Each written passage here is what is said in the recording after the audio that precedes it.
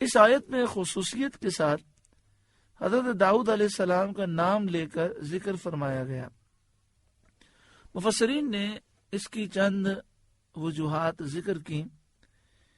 ایک یہ کہ اس آیت میں بیان فرمایا گیا کہ انبیاء میں اللہ تعالیٰ نے بعض کو بعض پہ فضیلت دی۔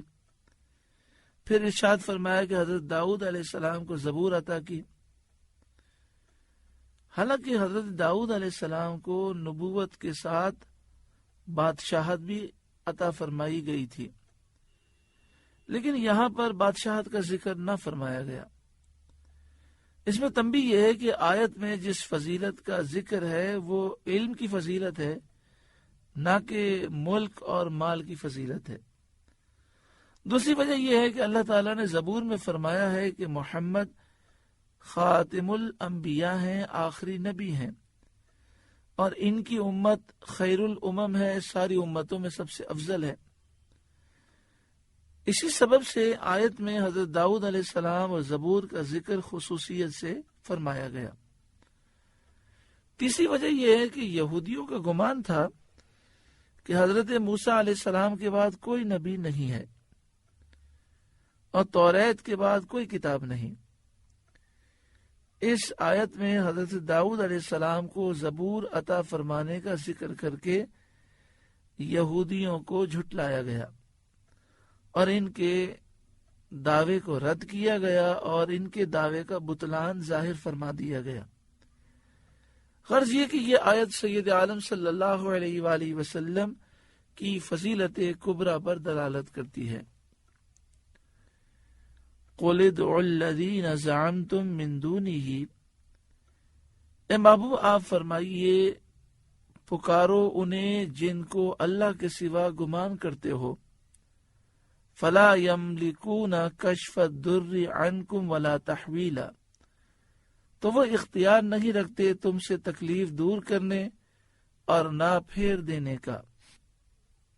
شان نزول کفار جب قحط شدید میں مبتلا ہوئے اور نوبت یہاں تک پہنچی کہ کتے اور مردار کھا گئے اور سید عالم صلی اللہ علیہ وآلہ وسلم کے حضور میں فریاد لائے اور آپ صلی اللہ علیہ وآلہ وسلم سے دعا کی، التجا کی، اس پر یہ آیت نازل ہوئی اور فرمایا گیا کہ جب بتوں کو خدا الہ معبود مانتے ہو تو اس وقت انہیں پکارو اور وہ تمہاری مدد کریں، اور جب تم جانتے ہو کہ وہ بے جان پتھر ہیں، وہ تمہاری مدد نہیں کر سکتے، تو کیوں انہیں خدا معبود الہ بناتے ہو۔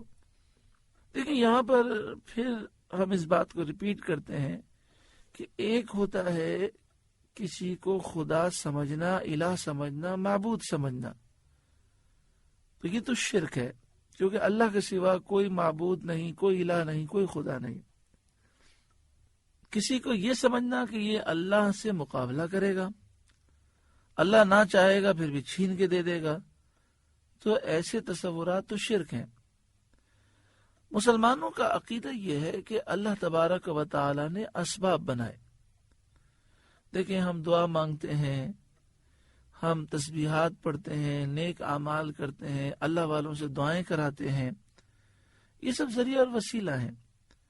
تو اللہ کے نیک بندے وہ ذریعہ اور وسیلہ ہیں اور ان کو اللہ تعالیٰ نے مقام و مرتبہ دیا ہے۔ تو یہ عقیدہ نہیں ہوتا کہ وہ خدا ہے، الہ ہے، معبود ہے، اللہ نہ چاہے گا تب بھی وہ چھین کے دے دیں گے، یہ بات نہیں ہے۔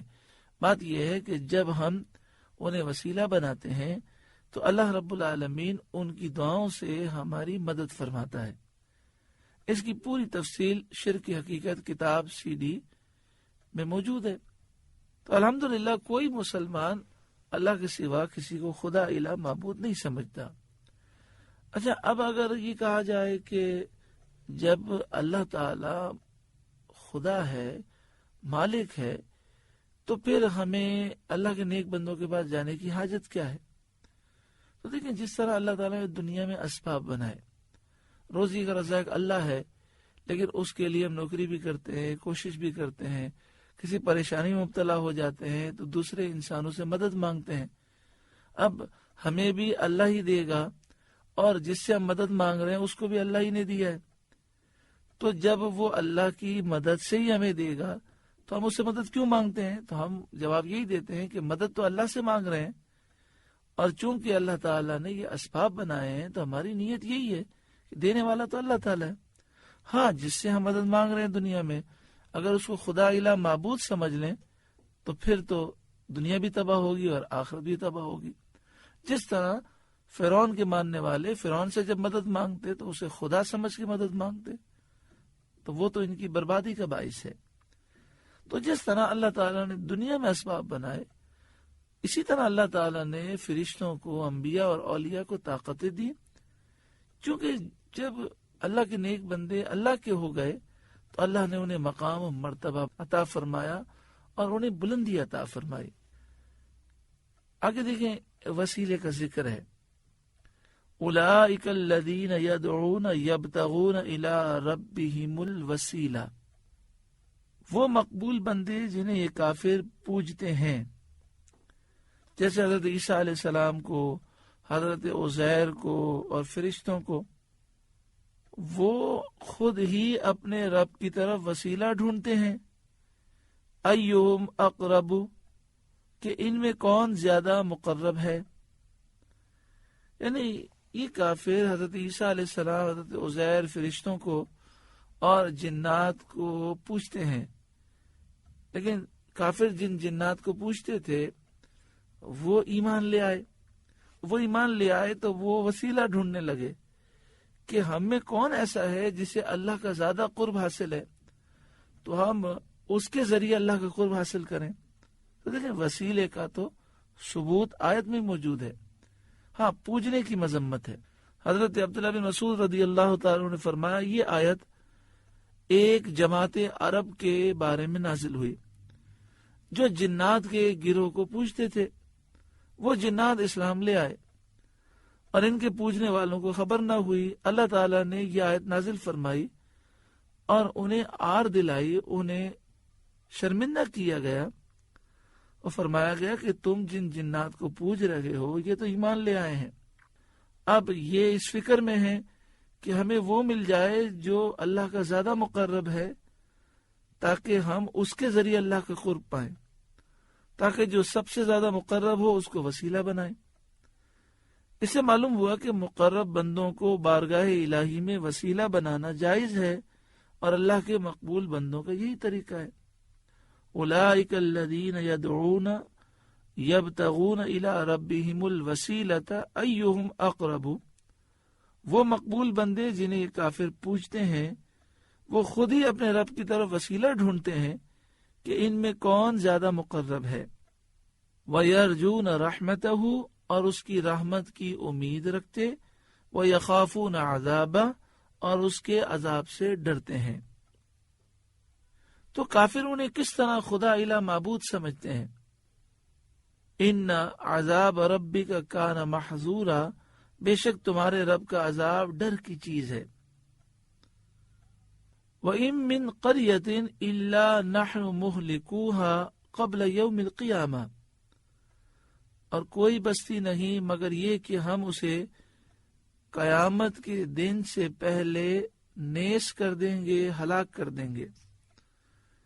او معذبوها عذابا شدیدا، یا اسے سخت عذاب دیں گے قتل وغیرہ کے ساتھ جب وہ کفر کرے اور گناہوں میں مبتلا ہوں۔